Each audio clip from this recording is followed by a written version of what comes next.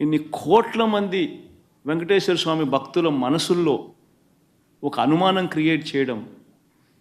దానివల్ల అపవిత్రత తిరుమల తిరుపతి దేవస్థానానికి, తిరుమల తిరుపతి లడ్డు విశిష్టతకు తగ్గిస్తూ జరిగినప్పుడు అందులో నువ్వు కూడా భాగమై, నువ్వు కూడా అది అబద్ధం అని తెలిసి, నువ్వు కూడా ఆ అబద్ధానికి రెక్కలు కట్టి,